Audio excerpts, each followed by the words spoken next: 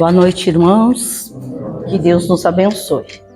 É muito bom termos aqui sempre alguém também para nos escutar, para refletir, para divulgar a nossa missão também como trabalhadores de uma casa espírita.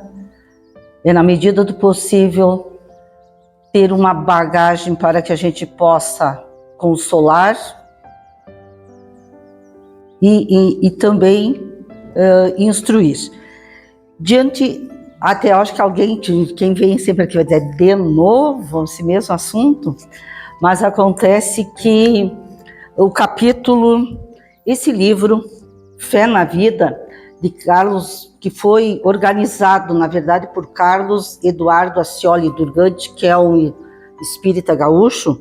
Na verdade, ele são 13 capítulos, praticamente só de psiquiatras estudiosos da doutrina espírita. Até o prefácio dele é de Maria Elizabeth, que também é uma autora, uma médium espírita, que faz parte da Federação da Fergs do Rio Grande do Sul. Todos os assuntos aqui são muito importantes.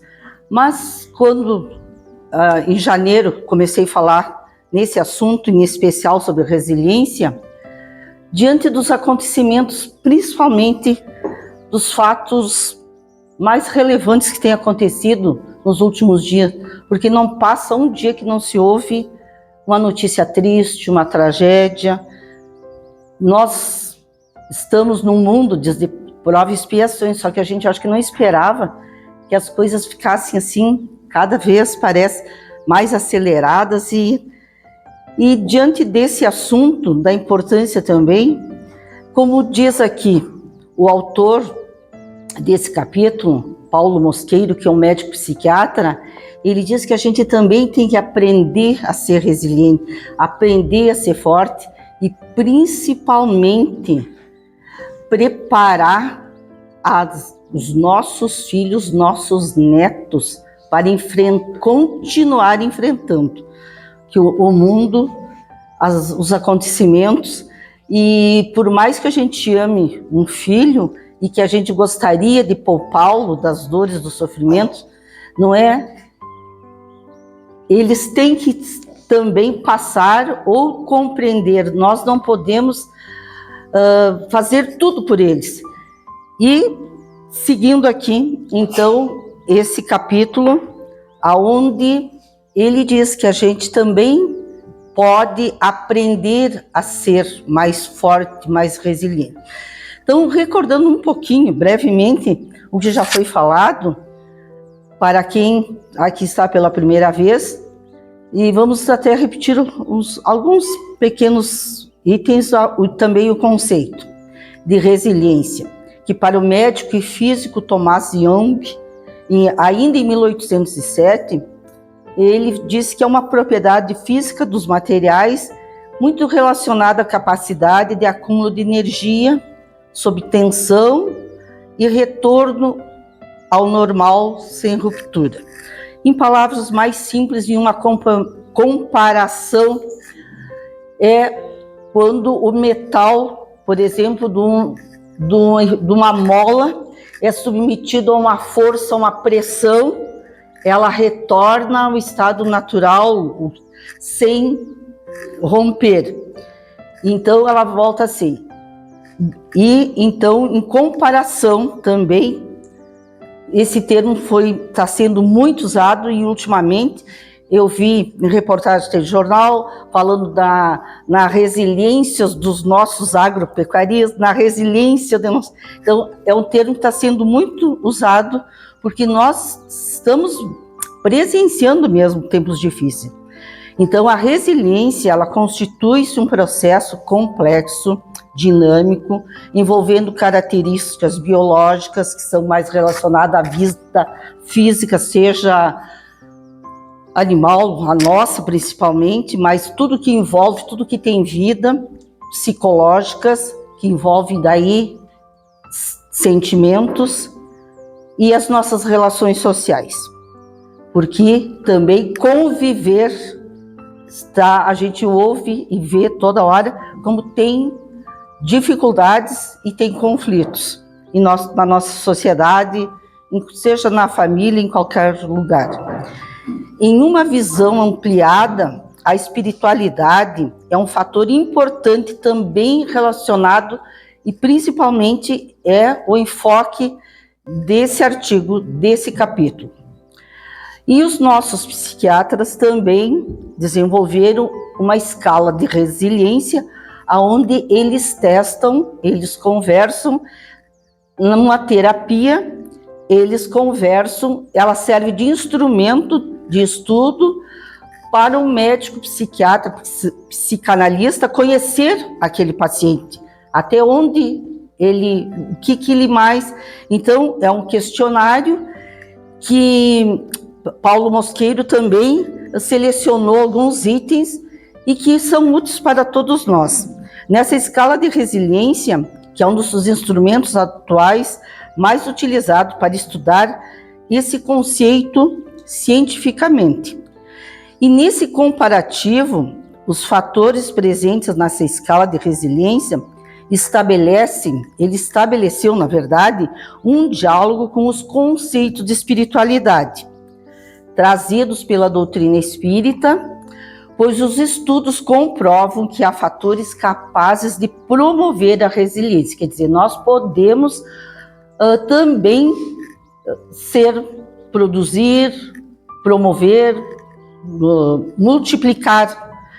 E que são eles? Nós já falamos aqui que tudo que exige que se é feito com planejamento, com disciplina, com determinação, tem melhores resultados. Porque tudo que se faz sem ter pé no chão, sem pensar nas consequências, pode também vir arrependimentos. Nós devemos também reconhecer nós mesmos e naqueles que convivemos conosco, valorizar as conquistas, as realizações, não se boicotar, acreditar em si mesmo e acreditar naqueles, embora percebemos que ninguém é perfeito e todos nós temos defeitos, mas acreditar que é possível também se melhorar. Outro fator muito importante é ser amigo de si mesmo, porque se não tem uma boa autoestima, se não confia em si mesmo e se autodeprecia, que dirá os outros? Então, eu acho que isso é uma coisa assim, que é isso que fala muito em autoconhecimento. Também se ver como um ser que tem suas qualidades. Nós temos defeitos, mas todos nós temos qualidades também. Comprovar, através dos resultados, nós podemos comprovar as competências, habilidades de cada um, como quando se estuda, quando se faz uma prova, quando se faz um teste. Nós já falamos aqui que um fator muito importante e que nós temos que exercitar a paciência e a tolerância para com os outros. Isso faz parte dessa escala e também do nosso crescimento como ser humano. E hoje, em especial, nós vamos falar de mais uns 2, 3 muito importantes para fechar esse assunto. Seria, cada um se pergunte agora, como eu ajo diante de situações diferentes ou quando eu sou testado em situações de diversa maneira. Cada um tem uma maneira de agir, mas principalmente são as nossas reações que nos entregam. Porque muitas vezes, quando nós estamos numa situação planejada, que a gente age assim já sabendo que, com consciência do que está fazendo, a gente age às vezes de uma maneira mais cordial, mas quando nós nos confrontamos com alguém que discorda, às vezes nós temos reações, ou quando alguém diz alguma coisa, como diz, uma resposta atravessada, como é que nós reagimos? Então são nessas reações que nós nos entregamos. E há também aqueles que dizem, eu sou assim, nasci assim, muito rígido, muito inflexível. E diz que um dos mais importantes recursos capazes também de trazer resiliência é exercitarmos a flexibilidade, condição essencial para enfrentarmos e nos adaptarmos aos momentos de adversidades, situações não planejadas, imprevistos que nós todos temos na vida. E quando as pessoas são muito controladoras, elas geralmente são pessoas inflexíveis e se mantêm presas a pontos de vista, seja por orgulho, por mágoas, por ressentimentos, por ter um ego mais inflado. A religiosidade madura, conforme esses estudiosos também nos dizem, que ela pode ser flexível, construtiva, aberta ao diálogo. Porque quando a gente troca de ideias, troca de opiniões, a gente também aprende. Agora, quando a gente se fecha e não quer ouvir, também aí essa rigidez nos diminui, na verdade. Então, quando nós somos mais abertos, principalmente ao diálogo, à conversa, ao aprender também a escutar, ouvir, novas possibilidades, novos pontos de vista e a compreensão das diferenças, porque não tem ninguém que pense exatamente igual a nós. Sem flexibilidade, não nos abrimos a novos horizontes de entendimento e sentimentos também. Sem flexibilidade, não conseguimos, aqueles que não conseguem dar o braço a torcer, não conseguem também compreender o outro que pensa diferente. E muito menos é capaz de perdoar e até mesmo é tão autocrítico que não se perdoa. E sofre muito pelos próprios erros cometidos. Principalmente quem se diz sempre que sou uma pessoa perfeccionista. Esse, na verdade, é um perfeccionismo exacerbado que mais prejudica e não auxilia em nada. E normalmente, como a gente reage diante das situações, dos tropeços da vida, das coisas que a gente faz e que nos chateiam, que faz errado, será que eu até posso achar motivos para rir de mim mesmo? Como é o nosso humor no dia a dia? Porque quando tudo está bem, tudo é fácil, né? Mas quando as coisas saem ao inverso daquilo que a gente pensou, como é que eu reajo? Como é que eu me conduzo com os outros? Porque é tão fácil a gente perceber quando uma pessoa está incomodada, que ela nem olha nos olhos, nem cumprimenta, ou esquece até de cumprimentar. De forma muito interessante, o bom humor também constitui-se um recurso importantíssimo para vencermos situações difíceis, desde que não sejam momentos trágicos também, que aí não é o momento de fazer piada e de rir, né?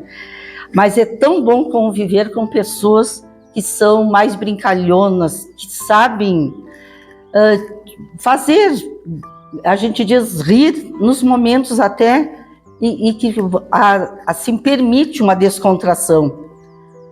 Quando falamos de bom humor, de semblante tranquilo, sorridente, certamente não nos referimos à alegria ou euforia ilusórias.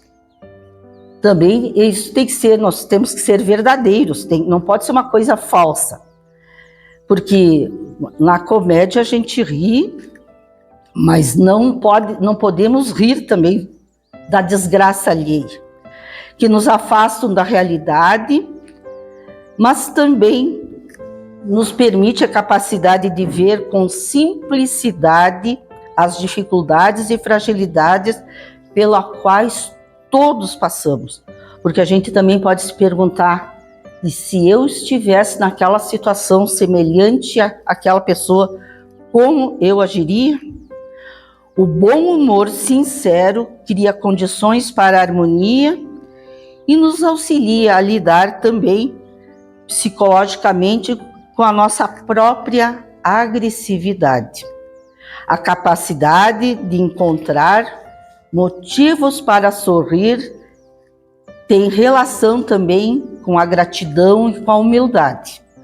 Quando reconhecemos que, como humanos, somos falíveis, estamos em processo mas o importante é que nós estamos e devemos estar em contínuo processo de crescimento e aprendizado. Nós aprendemos com os nossos erros e principalmente com os erros dos outros, quando a gente busca não imitá-los. E quando se fala nesses tempos difíceis, aqueles que não acham motivos para viver, que não sentem um mais sentido na vida, pode acontecer com criança, com jovens, com adultos jovens, com pessoas bem idosas, que se sentem até, como diria assim, quando elas perdem o vigor físico, e elas eram muito, muito trabalhadoras, homens, sejam mulheres, muito ativos, muito dinâmicos, e veem que não tem aquele vigor físico, quando eles ficam muito depressivos e também falam em desistir da vida, que a vida eles se sentem um fardo para os outros. Mas eu pergunto também agora aqui para cada um, minha vida tem sentido hoje? O que é o mais importante nesse momento? O qual a minha maior preocupação na minha vida? O que me entristece, o que me preocupa e o que seria? Então nós temos oportunidade também de raciocinar. E segundo também Viktor Frankl, que é um médico psiquiatra e psicoterapeuta, que muito estudou sobre a importância do sentido existencial, inclusive agora eu anotei, depois esqueci, fui procurar e depois esqueci de acrescentar um livro onde basicamente ele fala qual o verdadeiro sentido existencial, um estudo bem aprofundado, onde ele fez pesquisas com muitas pessoas, perguntando qual o verdadeiro sentido da vida. A busca de um sentido pode estar em um projeto, numa ideia, pode ser só na dedicação à família, ao trabalho, em produzir e até mesmo ter um bom relacionamento com amigos. Dependendo da idade, dependendo da situação, cada caso é um caso, né? É um projeto de vida particular, individual, único de cada um de nós. Também pode estar ligado à espiritualidade e se tornar um grande recurso de resiliência.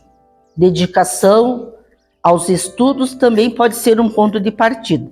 E eu abro um parêntese aqui, porque quem não tem o hábito de ler, se começar lendo aos poucos, e também a nossa casa oferece essa oportunidade de estudo, é tão bom conviver, e a gente cria laços de amizade, onde a gente conversa tanta coisa. Então a nossa casa também oferece essa oportunidade de estudar, de comentar, e a troca de experiência, troca de livros. Nós temos também um posto de livro aqui com livros maravilhosos. E segundo aqui, ressalto o Evangelho segundo o Espiritismo, onde sob o ponto de vista também da vida futura, porque a vida, para quem acredita, quem é espiritualizado, acredita que existe algo além dessa vida. Nós não viemos aqui só para passar trabalho. Também é um meio de expandir nossa compreensão e encontrarmos força e sentido existencial para enfrentarmos as diversas e particulares dificuldades, os problemas individuais e familiares em nossa atual reencarnação. Porque nós acreditamos que nós já tivemos outras experiências, e como elas não foram ainda tão bem, mas também que é uma caminhada e que a gente não retroage, mas vai em frente também. E quando a gente se preocupa demais também com as coisas que estão acontecendo, e isso também nos entristece e às vezes deixa uma sensação. E até num dos itens aqui, onde se pergunta como é que eu penso diante das coisas, o que existe. Se nós formos pensar agora que nós temos tantas facilidades e os nossos antepassados é que sofreram as dificuldades para criar as facilidades que nós temos hoje. Então, quando a gente pensa também em que ainda pode melhorar, pode ainda ser mais criativo, ter planos, isso também é uma característica psicológica relacionada com a capacidade de projetar o futuro. Porque tudo que existe, o que é visível hoje, um dia era sonho e foi projeto de alguém. Então, lembrando que o sonho com planejamento pode se torna algo concreto. Um dia essa casa diz que a casa espírita ela é primeiro planejada já no plano espiritual, para depois ser concretizada. Mas quantos passaram, quantos tiveram oportunidade ou desistiram? E quem é que assumiu essa responsabilidade? Mais uma outra que a gente não pode esquecer, que toda nossa ação gera também uma reação. Tudo que eu planto hoje também eu espero colher no futuro. Quer dizer, o meu futuro já é agora, porque eu não posso deixar. Mas tem muita gente bem mais jovem aqui que ainda pode corrigir a rota. Boa parte das nossas preocupações futuras jamais irão ocorrer.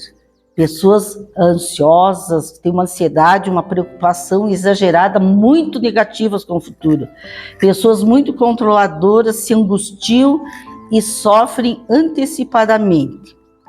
Mas quando exercitamos a postura de aprender também, o sermos aprendizes por curiosidade e até mesmo contemplação, como se fosse uma criança.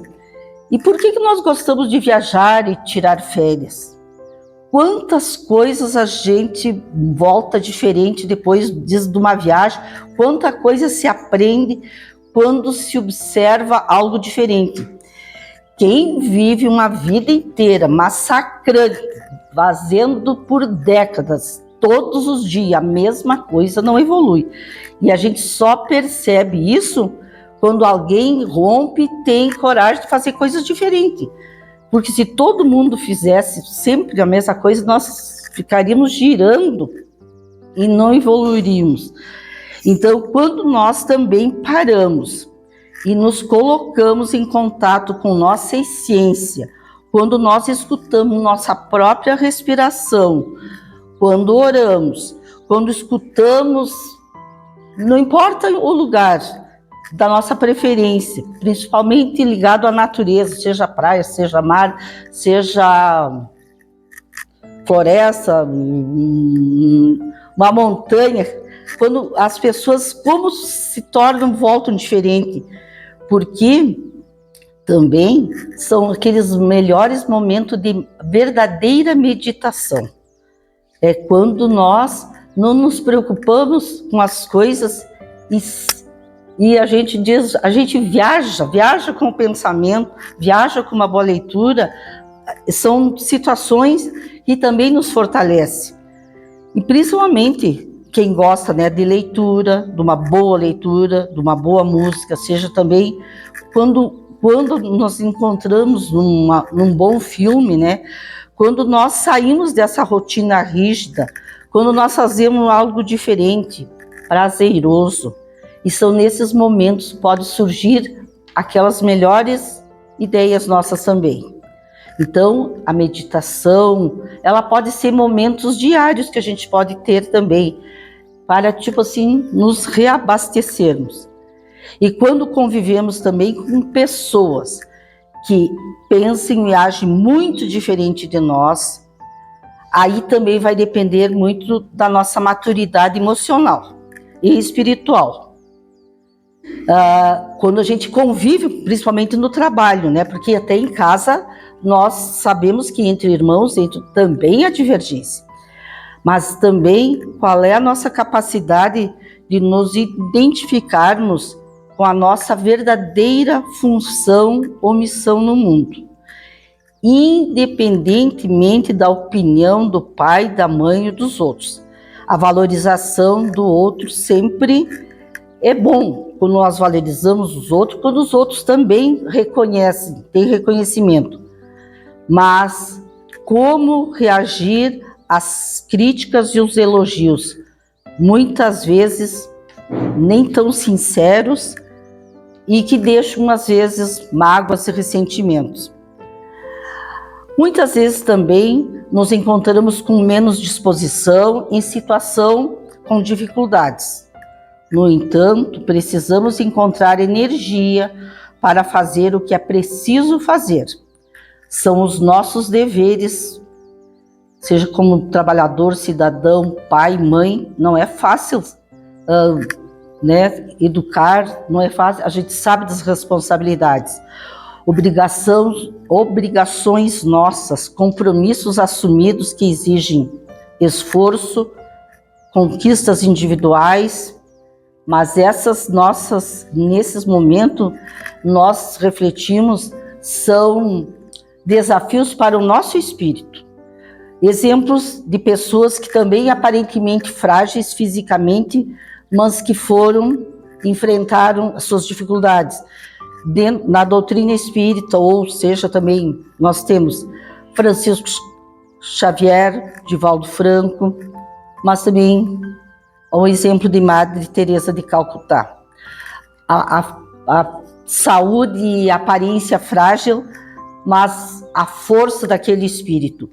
Então, o desenvolvimento da maturidade emocional e espiritual nos conduz à compreensão de nossas carências, de nossas limitações, mas aprender a ser e crescer emocionalmente é também uma conquista difícil, trabalhosa e gradual do nosso espírito. Trata-se da capacidade de nos identificarmos com nossa função no mundo, independentemente da opinião e valorização do outro. Princípios próprios mantidos mesmo diante das críticas, sem os exageros do orgulho, do narcisismo e da arrogância, achando que somente a nossa própria opinião é verdadeira. Aceitar opiniões divergentes não deve ser fonte de sofrimento, nem desgastes, muito menos mágoa. A capacidade e a disposição para a mudança e desapego é também crescimento emocional e espiritual.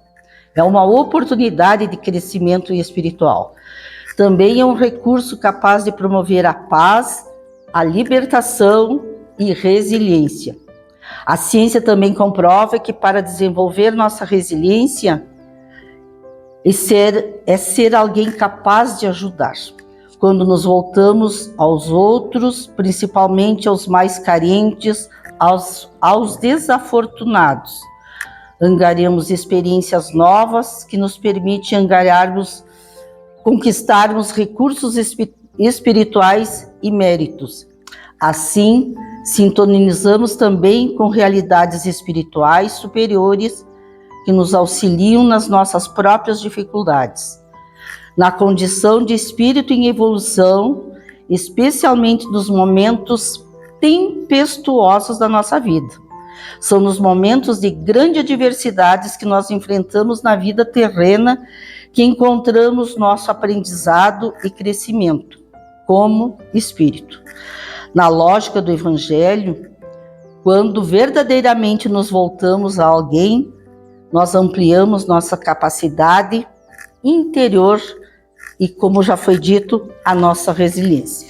Assim, para encerrar o assunto, o capítulo, e sem uma frase que tem aqui também na capa do nosso livro.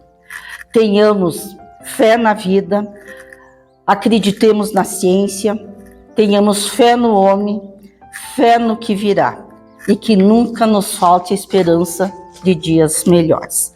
Que Deus nos abençoe a todos. Assim seja.